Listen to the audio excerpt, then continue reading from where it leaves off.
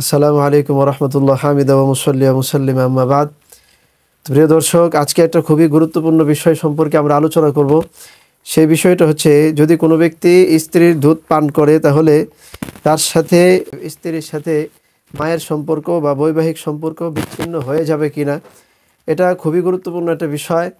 এটা ইনশাল্লাহ আমরা আলোচনা করব। যদি আমরা গুরুত্ব সহকারে এবং মনোযোগ সহকারে এই আলোচনাটা শুনি তাহলে ইনশাল্লাহ আমাদের এই সমস্যার সমাধান হয়ে যাবে ইনশাল্লাহ।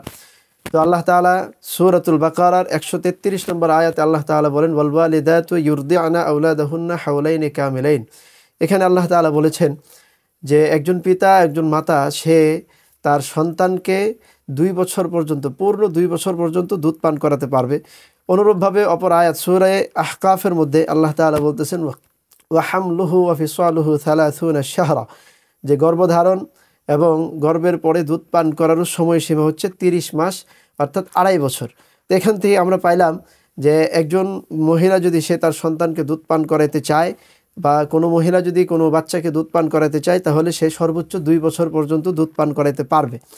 তো অপরদিকে বুখারী শরীফের 2646 নম্বর হাদিসের মধ্যে রাসূল পাক সাল্লাল্লাহু আলাইহি সাল্লাম বলতেছেন, ইন্নামার রাযাআতু মিনাল মাজাআতি, অর্থাৎ দুধ পান করার সময় পর্যন্ত দুধ পান করতে পারবে যেই সময় পর্যন্ত দুধ তার এই খাদ্য বা দুধ তার খাদ্যের প্রয়োজন হয়, বা দুধ তার খাদ্যর অভাবটা যেটা আছে সেটা পূর্ণ করে, ততক্ষণ পর্যন্ত দুধ পান করতে পারবে।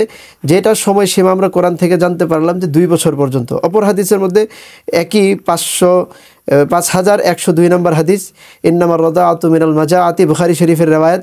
তো রাসূল সাল্লাল্লাহু আলাইহি সাল্লাম বলতেছেন, তখনই শিশুর সাথে দুধের সম্পর্ক স্থাপিত হবে যতক্ষণ পর্যন্ত তার দুধটা খাদ্যের ঘাটতি পূরণ করবে। তো এই 2 হাদিস এবং আয়াতের আলোকে আমরা পেলাম যে যখন কোনো ব্যক্তি দুধ পান করতে চাইবে তখন তার সর্বোচ্চ পরিমাণ 2 বছর পর্যন্ত সে দুধ পান করতে পারবে, এবং 2 বছরের পরে সে তার মায়ের দুধও যদি পান করতে চায় তাহলেও সেটা হারাম হবে।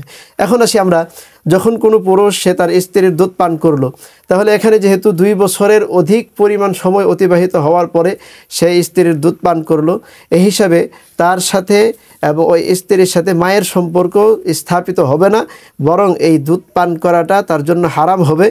যেরূপভাবে কোনো ছেলে যদি তার মায়ের দুধ 2 বছরের পরে পান করে তখনও সেটা তার জন্য হারাম হবে, এবং তার সাথে এই মায়ের সাথে দুধ পান করার যে সম্পর্কটা আছে সেটা 2 বছর পর্যন্ত বাকি থাকে।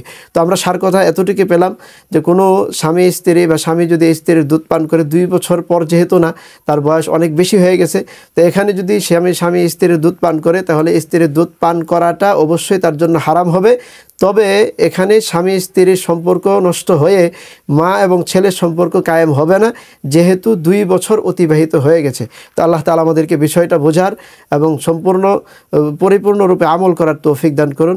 আসসালামু আলাইকুম ওয়া রাহমাতুল্লাহি ওয়া বারাকাতুহু।